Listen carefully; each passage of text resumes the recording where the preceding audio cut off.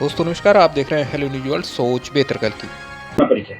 मैं Shakuntala बाडोरिया, x chairman Rewari नगर परिषद से।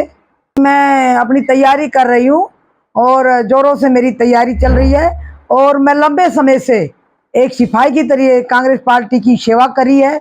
2004 में मैंने सदस्यता ली थी और मैं ब्लॉक अध्यक्ष, 10 साल जिला अध्यक्ष महिला विंग की रही हूँ। 5 साल मैं अपने प्रदेश उपाध्यक्ष रही हूँ, हरियाणा की प्रवक्ता रही हूँ, अपनी मेवात की प्रभारी भी मैं रही हूँ। और उसके बाद में मैंने अपने यहाँ से जनरल से फाइट करके अपने वार्ड से यादव नगर से मैंने अपने इलेक्शन लड़े पार्षद के, और उससे लड़के मैं यहाँ की नगर परिषद की चेयरमैन बनी हूँ। और चेयरमैन में उस समय में रही हूँ कि जब पूरे हरियाणा में हमारा कोई भी किसी पद के ऊपर कैंडिडेट नहीं था। उस समय भाजपा सरकार में मैंने यहाँ से नगर परिषद की राजनीति की है।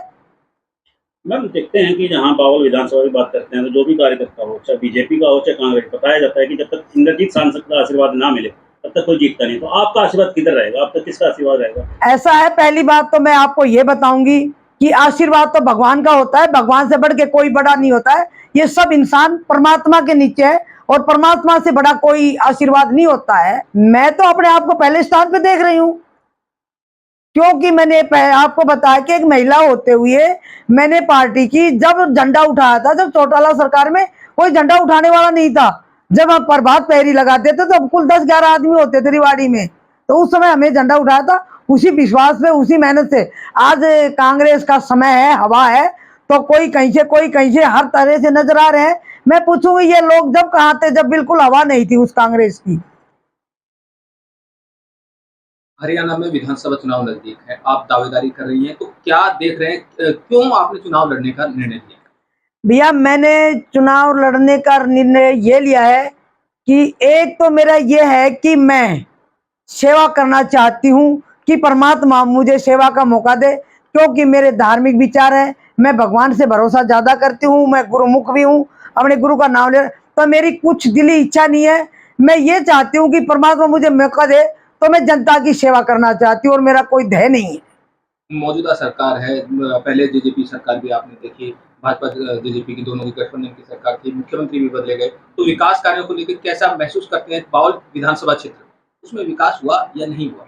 ऐसा है, अगर बावल में विकास होता तो आज बावल की जनता जो नाराज है वो इतनी नाराज नहीं होती। आप लोगों ने पता है कि बनवारी ने क्या विकास किया है, वो अपने विकास आगे बताए। अगर महिलाओं की बात करें तो महिलाएं जो कांग्रेस के साथ में जुड़ाव होना चाहिए था, तो कहाँ देखते हैं महिलाओं की स्थिति? जो संगठन में बराबरी की बात करते हैं, राजनीति में बराबरी की बात करते हैं, 33% आरक्षण की बात करते हैं, तो कहाँ तक क्यों नहीं लागू हो पाया? तो क्या सोचते हैं इस पर? ऐसा है कि हम इस आवाज को उठा रहे हैं और महिलाओं का पूरा आरक्षण मिलेगा। और मैं एक बात बताना चाहती हूँ, अगर महिलाओं को कभी भी मान सम्मान मिला है तो वो कांग्रेस पार्टी से मिला है। आज अगर महिला यहाँ तक पहुंची है तो वो इंदिरा गांधी की देन थी, वो सोनिया गांधी की देन थी। जब ये महिला आई थी, जब इंदिरा गांधी जब आई थी, उसके बाद में महिलाएं जागरूक हुई है, उसके बाद में महिलाओं को आगे आने का मौका मिला थी। इससे पहले तो महिलाओं को घर से बाहर आने की इजाजत नहीं थी। बावल में एक नारा लगा है बाहरी का, तो इसका आपके क्या विचार? बाहरी का ये नारा जो है ये बिल्कुल सही नारा है। मैं एक बात बताना चाहती हूँ, क्या बावल के अंदर हमारे यहाँ कोई ऐसा कैंडिडेट नहीं है? क्या किसी माँ ने कोई पैदा नहीं किया? अगे हमारे यहाँ का हर बार ये ऐसा होता है कि हमें कहीं से कहीं उठा के हमें कैंडिडेट थोप दिए जाते हैं और फिर लोगों की मजबूरी हो जाती है उसे वोट देने का। तो अब जनता जागरूक हो चुकी है और कैंडिडेट हमें भारी नहीं चाहिए, हमें कैंडिडेट यहाँ का चाहिए। अगर मैं कहती हूँ कैंडिडेट कोई भी हो, लोकल हो, और टिकट किसी को भी मिले, मैं ये नहीं कहती मैं, लेकिन मैं एक बात ये कहना चाहूँ, किसी भाई को भी किसी बहन को टिकट मिले, हमारा मकसद एक है, कांग्रेस सरकार लाना। हमने सब ने एकजुट होके, जितने भी हम बंदे हैं, ये नहीं कि जिस भाई को टिकट मिल जाए बाकी नाराज होके बैठ जाए। हमने सब ने एकजुट होके, कंधा से कंधा लगा के और एकजुट होके हमने एक दूसरे की मदद करके कांग्रेस की सीट लेके आनी है।